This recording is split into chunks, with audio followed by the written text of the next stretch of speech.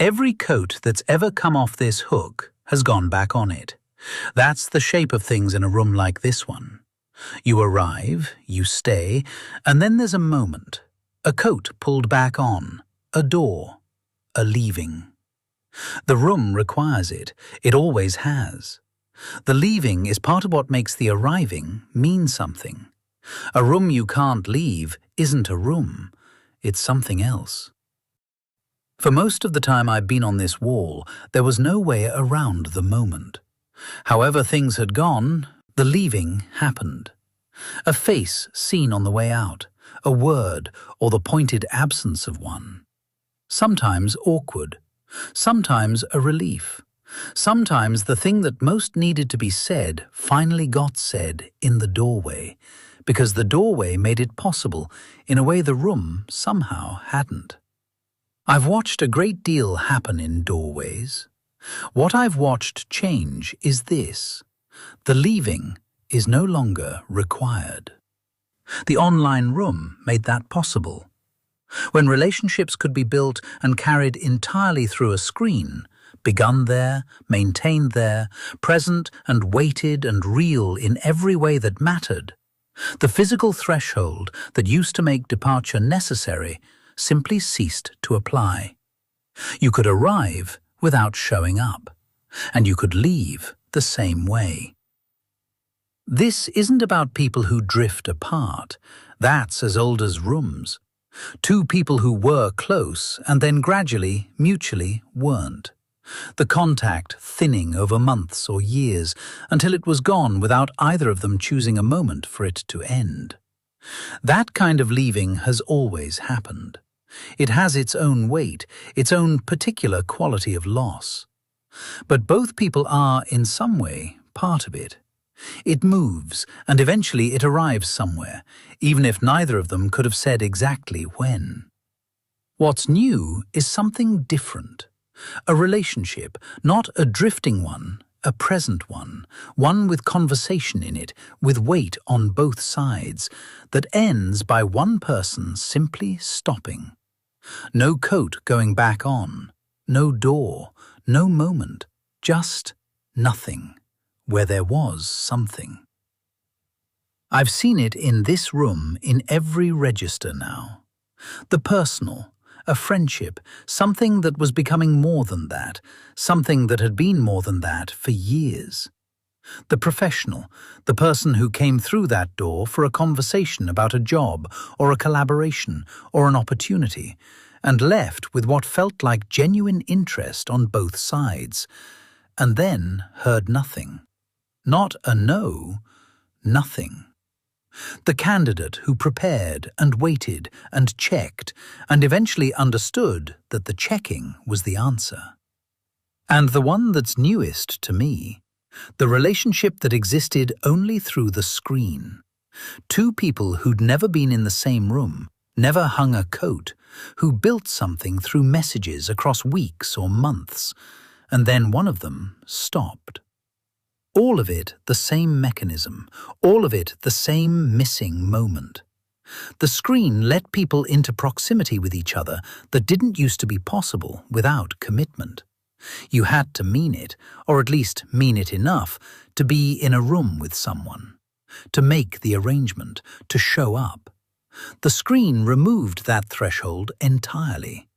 And then people discovered they could leave the same way they arrived, without a moment, without a door, without a face.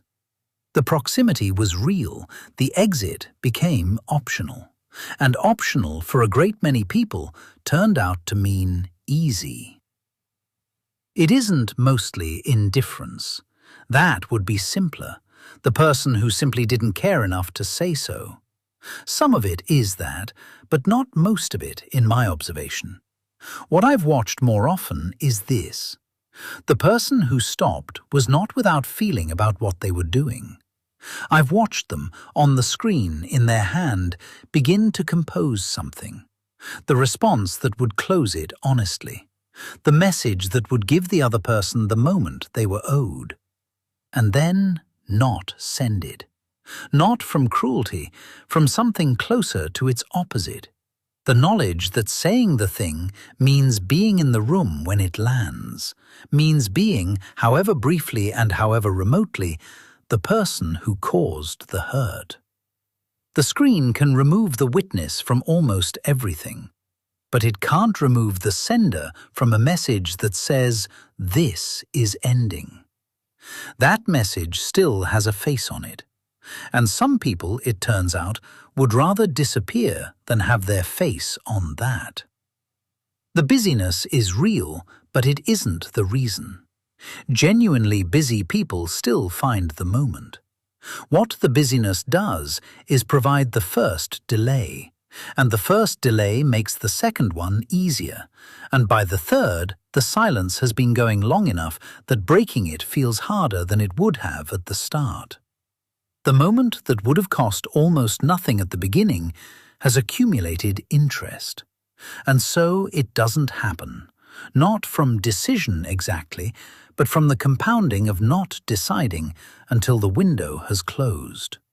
The person who stopped is carrying the non-decision, the moment that didn't happen, the thing they didn't say, which didn't disappear but went somewhere.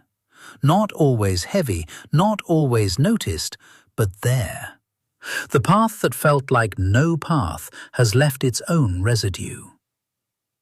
And then there's what's left on the other side. The person left in the silence is carrying something harder to name.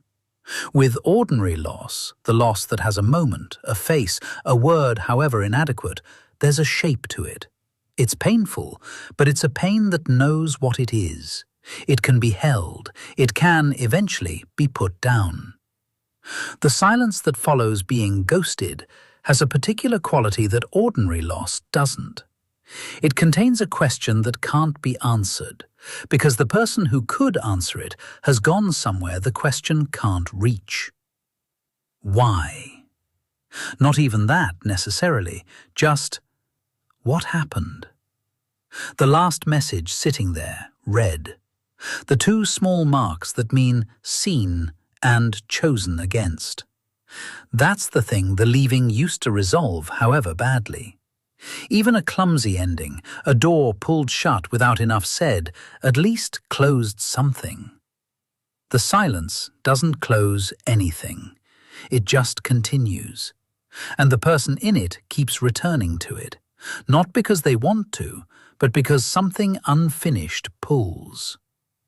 I've watched people come through that door carrying this.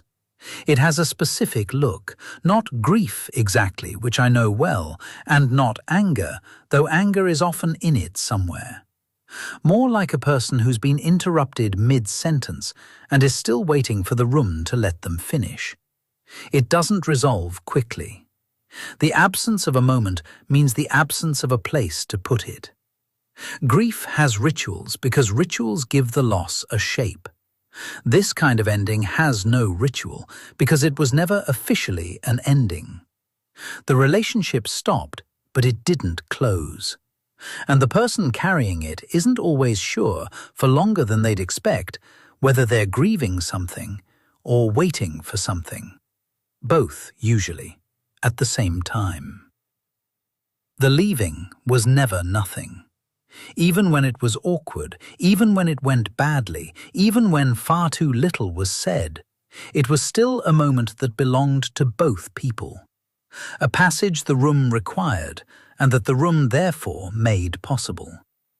The doorway did something, not always well, but it did something.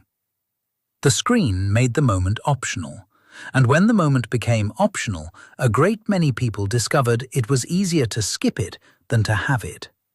Not from cruelty, mostly, from the accumulation of small delays and the discomfort of being seen doing a hard thing, and the path the technology made possible and therefore quietly made normal. But optional isn't the same as without cost. The cost just moved. Off the person who left and onto the person still standing in a room that hasn't quite ended yet, holding a coat that's still on the hook, waiting for a moment that isn't coming. I'll still be here when you get back.